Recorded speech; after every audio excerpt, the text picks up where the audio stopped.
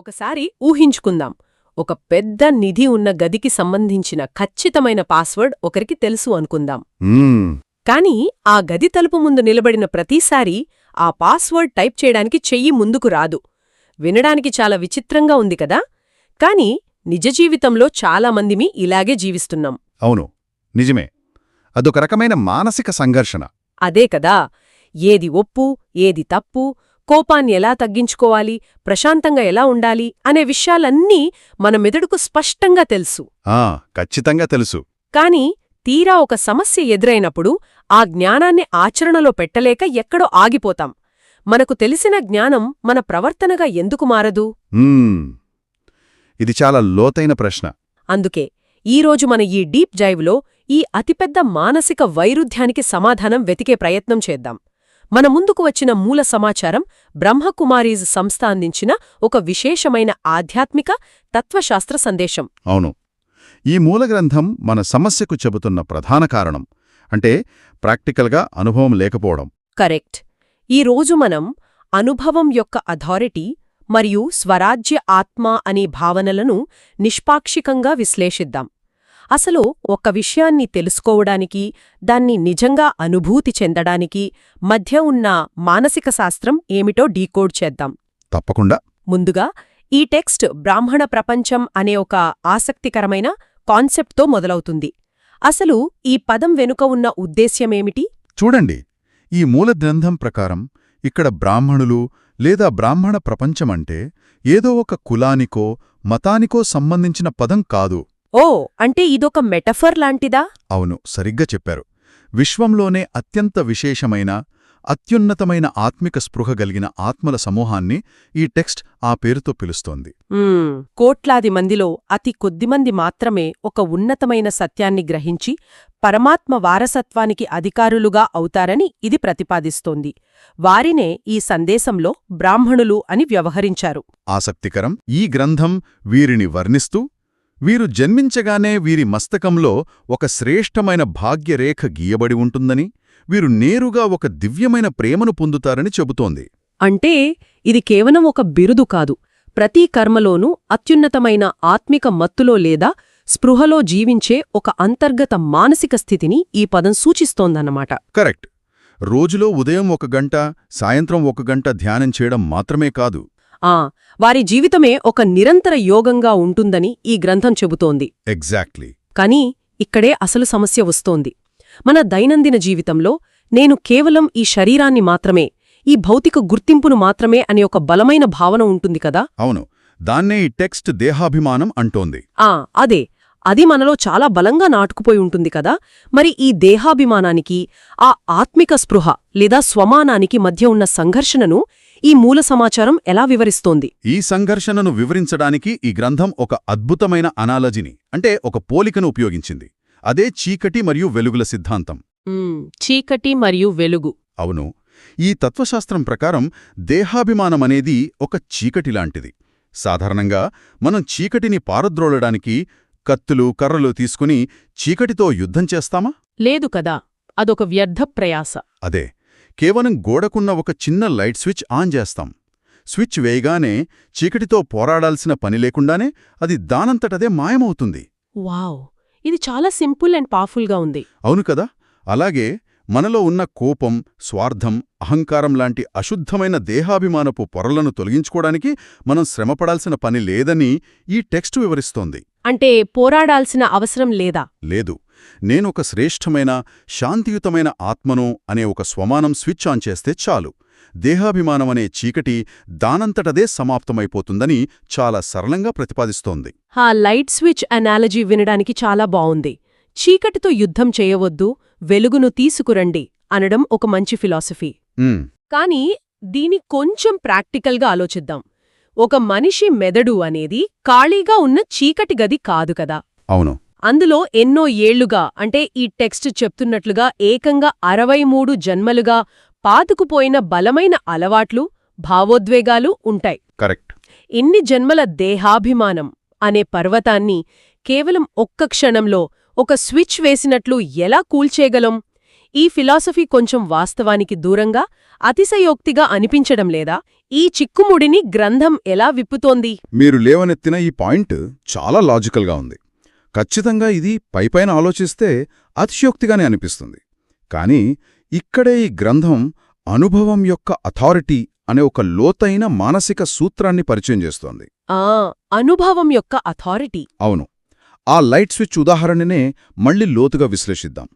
ఒక గది 10 సంవత్సరాలుగా చీకట్లో ఉందా లేదా 100 సంవత్సరాలుగా చీకట్లో ఉందా అనేది ఆ లైట్ బల్బుకు అనవసరం.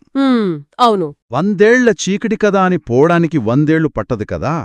స్విచ్ ఆన్ చేసిన మరుక్షణం ఆ చీకటి ఒక్క సెకండ్లో మాయమవుతుంది. అబ్సల్యూట్లీ. ఇక్కడ సమయంతో సంబంధం లేదు, ఆ వెలుగు యొక్క తీవ్రతతో సంబంధం ఉంది.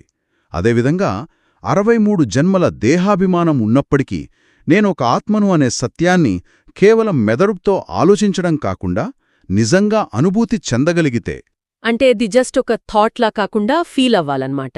ఎగ్జాక్ట్లీ, ఆ అనుభవానికి ఉండే శక్తి ముందు, అదేనండి ఆ అథారిటీ ముందు ఎన్ని జన్మల అలవాటైనా తక్షణమే కనుమరుగవుతుందని ఈ టెక్ట్ వాదిస్తోంది. ఓ, అంటే ఇక్కడ కీవర్డ్ అనుభవం అన్నమాట. సమాచారం మెదడులో ఉండటం వేరు, అది మన నరనరాల్లో ఒక ఫీలింగ్గా మారడం వేరు. అవును. ఆలోచించడానికి, అనుభవించడానికి మధ్య ఉన్న ఆ వ్యత్యాసాన్ని ఈ గ్రంథం ఇంకా ఎలా వివరిస్తోంది? దీన్ని చాలా స్పష్టంగా వివరించారు. ఈ తత్వశాస్త్రం ప్రకారం చాలామంది సాధకులు తమ మనసులో నేను బాప్ దాదా హృదయ సింహాసనాధికారిని అనే పదే పదే అనుకుంటారు. దాని గురించి గొప్పగా ఉపన్యాసాలిస్తారు. దాదా అంటే? బాప్ దాదా అంటే ఈ ఆధ్యాత్మిక మార్గంలో పరమాత్మను లేదా ఉన్నత శక్తిని సూచించే పదం. ఓకే, అర్థమైంది. అయితే ఆ సింహాసనంపై కూర్చున్న ఆనందాన్ని, ఆ అధికార దర్పాన్ని వారు ప్రాక్టికల్గా అనుభూతి చెందలేరు. కేవలం ఆ పదాలను ఒక ఆలోచనగానే ఉంచుతారు తప్ప ఒక ఫీలింగ్గా మార్చుకోలేరు. జస్ట్ వర్డ్స్ లాగా మిగిలిపోతాయన్నమాట. కర్రెక్ట్. భక్తికి, జ్ఞానానికి ఉన్న ప్రధానమైన తేడాను కూడా ఇక్కడే ప్రస్తావించారు. భక్తి మార్గంలో దేవుని మహిమలు వినేటప్పుడు భక్తులు చాలా ఆనందపడతారు, భావోద్వేగానికి లోనవుతారు. భక్తిలో ఎమోషన్ చాలా ఎక్కువ ఉంటుంది. అవును. కాని ఆ ఉన్నతమైన స్థితిని తమ సొంత అనుభవంగా మార్చుకోలేరని టెక్స్ట్ చెబుతోంది. అంటే కేవలం ఇతరుల గొప్పతనాన్ని విని చప్పట్లు కొట్టడం కాదు, ఆ గొప్పతనాన్ని మనలో ప్రతిష్ఠించుకోవడం జ్ఞానం అంటున్నారన్నమాట. సరిగ్గా చెప్పారు. ఈ మూలగ్రంథం ప్రకారం జ్ఞానమంటే పుస్తకాలు చదవడం కాదు. జ్ఞానమంటేనే ప్రతి స్వమానాన్ని అనుభూతి చెందడం. ఎవరైతే తాము చదివిన సత్యాన్ని అనుభవీ స్వరూపంగా మార్చుకుంటారో వారికి ఆ అనుభవమే ఒక అథారిటీ అవుతుంది. నిజమే. మనం చదివినదాన్ని మర్చిపోవచ్చు, విన్నదాన్ని మర్చిపోవచ్చు, కానీ మనం స్వయంగా అనుభవించిన దాన్ని జీవితంలో ఎప్పుడూ మర్చిపోలేం కదా. ఒకసారి ఆ ఆత్మిక స్థితిని అనుభూతి చెందితే ఆ అనుభవం అనే అథారిటీ ఎప్పటికీ ఉండిపోతుందని దీని సారాంశం. ఈ పాయింట్ చాలా ఆసక్తికరంగా ఉంది. కానీ ఒకసారి అనుభవిస్తే ఎప్పటికీ మర్చిపోలేమనడానికి, దీన్ని మరింత సులభంగా అర్థం చేసుకోవడానికి ఈ టెక్స్టులో ఏదైనా రియల్ వరల్డ్ ఉదాహరణ ఉందా? ఎందుకంటే ఆధ్యాత్మిక అనుభవాలు అశాశ్వతంగా ఉంటాయని చాలామంది అంటుంటారు కదా. అవును. ఆ సందేహాన్ని నివృత్తి చేయడానికి ఈ గ్రంథం ఒక అద్భుతమైన మన దైనందిన జీవితానికి సంబంధించిన ఉదాహరణ ఇచ్చింది. అదేమిటంటే మన భౌతిక దేహం యొక్క పేరు ఉదాహరణ. పేరు ఉదాహరణ అంటే ఎలా? చూడండి, మన పేరును మనం ఎప్పుడైనా మర్చిపోతామా? ఎవరైనా ఒక వ్యక్తి వచ్చి నీ పేరు అది కాదు వేరేదో పేరు అని ఎంత బలంగా వాదించినా మనం ఒప్పుకుంటామా? లేదు, ఖచ్చితంగా ఒప్పుకోము. ఎందుకంటే అది నా పేరు అని నాకు స్పష్టంగా తెలుసు కాబట్టి. ఎగ్జాక్ట్లీ. ఆ పేరు మీద అంత నమ్మకమెందుకుంది? ఎందుకంటే పుట్టినప్పటి నుండి ఆ పేరుతో జీవించారు, ఆ గుర్తింపుతో ఎన్నో అనుభవాలను పొందారు. అవును, అది నిజం. ఆ పేరు అనేది కేవలం ఒక పదం కాదు, అదొక జీవిత అనుభవం. అదేవిధంగా నేను ఈ దేహాన్ని కాదు, నేను ఒక శాంతియుతమైన ఆత్మను అనే సత్యాన్ని ఒక్కసారి లోతుగా అనుభవం చేసుకుంటే ఆ అనుభవం స్థిరంగా ఉండిపోతుందన్నమాట. అవును. ఆ తర్వాత మాయ అంటే భ్రమలు లేదా ప్రాపంచిక ఆకర్షణలు 1000 రూపాల్లో వచ్చి ఆ అనుభవాన్ని చెరిపివేయాలని చూసినా అది చెరిగిపోదు అని ఈ టెక్స్ట్ స్పష్టం చేస్తోంది. దేహాన్ని నాది అంటారు, కాని నేను ఉన్నదే ఆత్మను అని అనుభవం చేసినప్పుడు ఇక దేహభావన ఎక్కడి నుండొస్తోంది? రాదు కదా. ఇది ఈ గ్రంథం అందిస్తున్న లాజిక్. వావ్! ఈ పేరు ఉదాహరణ నిజంగా చాలా పవర్ఫుల్గా ఉంది. లాజిక్ పరంగా ఇది పూర్తిగా అర్థవంతంగా ఉంది. అని ఇక్కడే నాకో పెద్ద ప్రాక్టికల్ ప్రశ్న వస్తోంది. వినడానికి ఇదంతా అద్భుతంగా ఉంది, మనం ఆత్మగా ఫీల్ అవ్వాలి, ఆ స్విచ్ వేయాలి అని.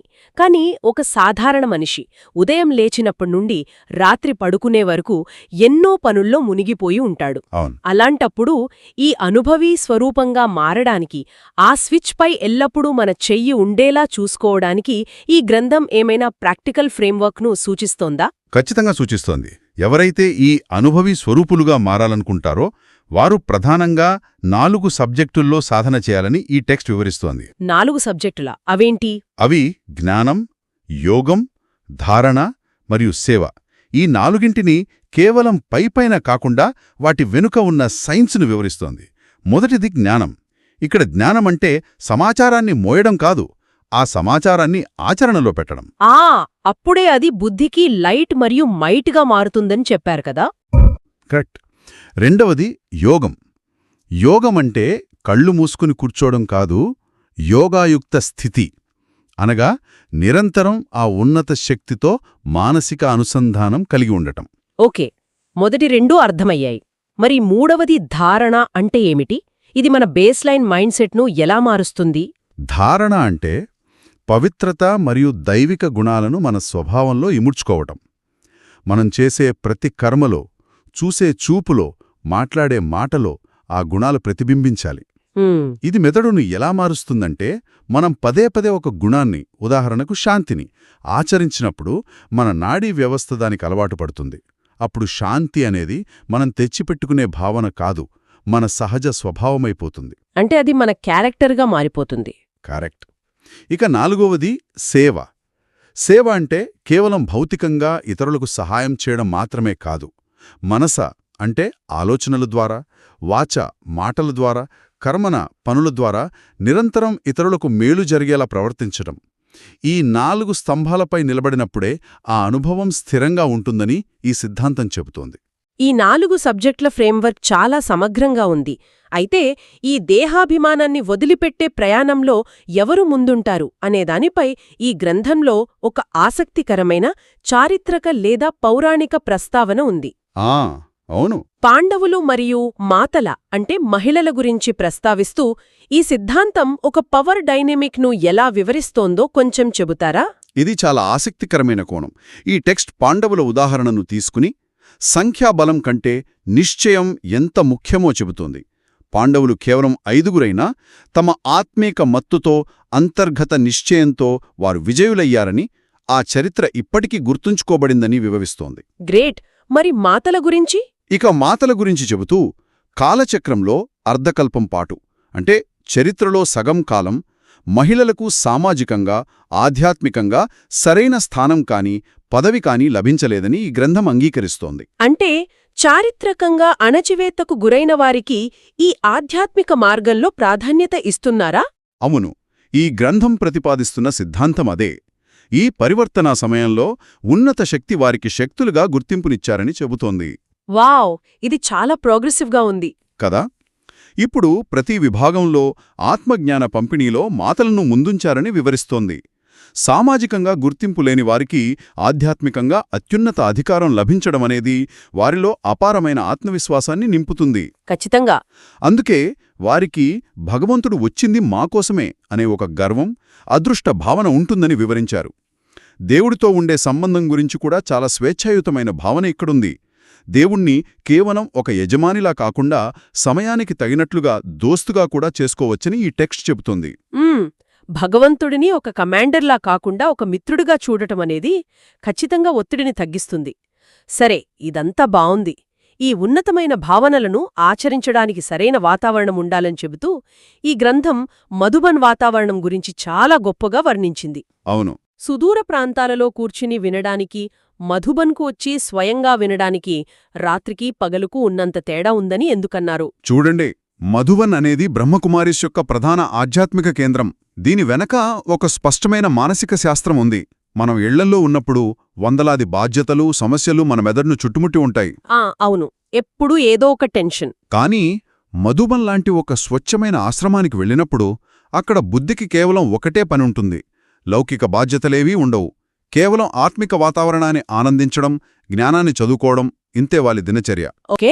బాహ్యపరమైన డిస్ట్రాక్షన్స్ ఏవీ లేనప్పుడు, బుద్ధి అంత ఏకాగ్రంగా ఉన్నప్పుడు యోగం అనేది కష్టపడకుండా సహజంగా కుదురుతుందని ఈ టెక్స్ట్ వివరిస్తోంది. అందుకే అక్కడ సాధన చేయడానికి, దూరంగా ఉండి ఇంటర్నెట్లో వినడానికి వ్యత్యాసం ఉంటుందని స్పష్టం చేశారు. ఓకే, ఇక్కడే నేను ఒక బలమైన సందేహాన్ని లేవనెత్తాలి.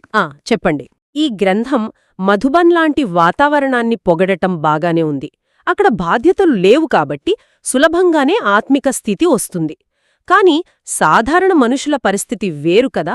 ఉదయం 9 నుండి సాయంత్రం 5 వరకు ఉద్యోగాలు, బ్యాంక్ లోన్లు, ఇంట్లో పిల్లల అల్లరి ఉంటాయి. అవును, అందరూ ఆశ్రమాలకు వెళ్లలేరు.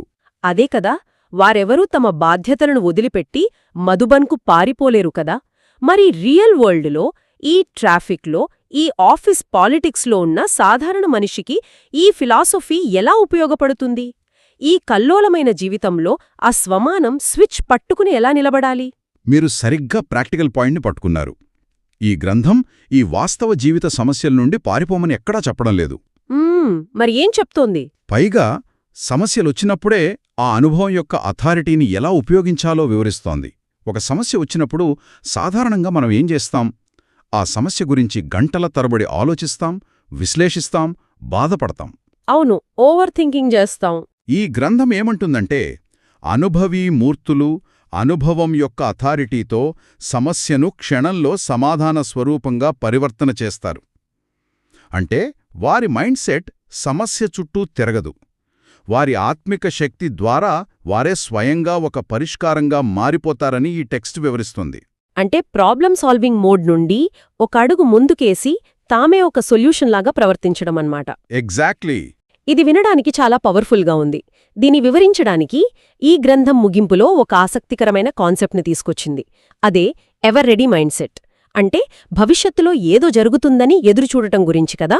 అవును, ఈ టెక్స్టు ఒక రకమైన ఆధ్యాత్మిక జాగరూకతను ప్రతిపాదిస్తోంది. ప్రపంచంలో మార్పులు రావడానికింకా సంవత్సరముందా, 6 నెలలుందా అని సమయం కోసం ఎదురుచూసేవారు ఎప్పటికీ సిద్ధంగా ఉండలేరు. అంతిమ పరీక్ష అనేది రోజుల తరబడి ఉండదని, అది కేవలం క్షణకాలం మాత్రమే ఉంటుందని ఇక్కడ చాలా సీరియస్గా హెచ్చరిస్తున్నారు. ఆ ఒక్క క్షణంలో పరిస్థితి ఏదైనా సరే, సమస్య ఎంత పెద్దదైనా సరే, ఈ గ్రంథం వాడే పదజాలం ప్రకారం నేను పరంధామ నివాసి అయిన శ్రేష్ఠ ఆత్మను అనే స్విచ్ను తక్షణమే ఆన్ చేయగలగాలి. ఇక్కడ పరంధామ నివాసి అంటే ఈ భౌతిక ప్రపంచానికి అతీతమైన ఒక ఉన్నతమైన స్థానానికి చెందిన ఆత్మ అనే కదార్థం. అవును, సరిగ్గా చెప్పారు. అంటే సమస్య వచ్చినప్పుడు భౌతికంగా రియాక్ట్ కాకుండా ఒక డిటాచ్డ్ అబ్జర్వర్ లాగా ఆ ఉన్నత స్థితికి వెళ్ళిపోవాలన్నమాట. ఖచ్చితంగా. బుద్ధిలో ఎటువంటి అలజడి ఉండకూడదు, అచలంగా ఉండాలి. ఎందుకంటే ఆ ఒక్క క్షణంలో అయ్యో ఏమైంది, ఎలా పరిష్కరించాలి అని మెదడుతో ఆలోచించేవారు ఆ పరీక్షలో పాస్ కాలేరని ఈ తత్వశాస్త్రం చెప్తోంది. అంటే అక్కడ ఆలోచించడానికి టైం ఉండదా? ఆలోచించడమంటేనే సమయాన్ని వృధా చేయడం. ముందుగానే సాధన చేసి ఆ అనుభవం ఉన్నవారు మాత్రమే ఆ క్షణంలో స్థిరంగా నిలబడి పాస్ అవుతారని ఈ గ్రంథం వివరిస్తోంది. అందుకే ఎప్పుడో ఒకసారి స్విచ్ ఆన్ ఆఫ్ చేయడం కాకుండా ఎల్లప్పుడూ ఆ స్విచ్ ఆన్ చేసి ఆ అనుభవాల సాగరంలోనే జీవించాలని ఇది సూచిస్తోంది. ఇదొక అద్భుతమైన మానసిక మరియు ఆధ్యాత్మిక విశ్లేషణ. ఇప్పటివరకు మనం చర్చించిన ఈ గ్రంథం యొక్క సారాంశాన్నే ఒక్కసారి క్రోడీకరిస్తే, సత్యాన్ని కేవలం మెదడుతో తెలుసుకోవడాన్ని వదిలిపెట్టి దాన్ని ప్రాక్టికల్గా అనుభవించడం ప్రారంభించాలన్నదే అసలైన పాయింట్. అదే మెయిన్ థీమ్. దేహాభిమానమనే చీకటితో యుద్ధం చేస్తూ కూర్చోవద్దు. దాని బదులు నేను ఒక శాంతియుతమైన ఆత్మను అనే ఆ స్వమానపు స్విచ్ వేస్తే చాలు, చీకటి దానంతటదే మాయమవుతుంది. ఆ అనుభవం మనలో స్థిరపడినప్పుడు ఎలాంటి సమస్యకైనా మనం సమస్యలా కాకుండా ఒక సమాధాన స్వరూపంగా ఎదురెళ్తాం. అవును, ఈ నోటింగ్ గ్రంథం చెబుతున్న ప్రధాన ఇతివృత్తం ఇదే. జ్ఞానమనేది కేవలం సమాచారం కాదు, అదొక అనుభవంగా మారినప్పుడే దానికి అథారిటీ లేదా అధికారం వస్తుంది. ఆ అధికారమే మనల్ని జీవితంలోని ఎటువంటి కల్లోల పరిస్థితుల్లోనైనా స్థిరంగా నిలబెడుతుందని ఈ తత్వశాస్త్రం బలంగా ప్రతిపాదిస్తోంది. ఒక రకంగా చెప్పాలంటే ఇది మనలో ఎప్పటినుంచో ఉన్న సాఫ్ట్వేర్ను డీబగ్ చేయడం లాంటిది. కరెక్ట్. సరే, ఈనాటి విశ్లేషణను ముగించే ముందు ఈ టెక్స్ట్ చెప్పిన విషయాల ఆధారంగా మనందరం ఆలోచించాల్సిన ఒక చిన్న ప్రశ్నని ఇక్కడ వదిలివెళ్తాను. ఒకవేళ ఈ గ్రంథం చెబుతున్నది నిజమే అయితే మన ఒత్తిడి, కోపం, మన పోరాటాలు ఇవన్నీ కేవలం మనం ఎవరు అనే అసలైన గుర్తింపును మర్చిపోవడం వల్లనే వస్తున్నాయా? ఆలోచించాల్సిన విషయమే. ఎవరైనా సరే ఈ క్షణంలో చాలా ఆవేశంగా, కోపంగా రక్షిస్తున్న ఆ గుర్తింపేంటి? ఆ గుర్తింపే అసలైన ఒత్తిడికి కారణమా? ఒకసారి ఆలోచిద్దాం. బహుశా మనం చీకటితో యుద్ధం చేస్తున్నామేమో, ఆ స్విచ్ ఎక్కడుందో వెతికే ప్రయత్నం చేస్తే సరిపోతుందేమో. మరో ఆసక్తికరమైన సమాచారంతో తదుపరి డీప్ డైవ్లో కలుద్దాం.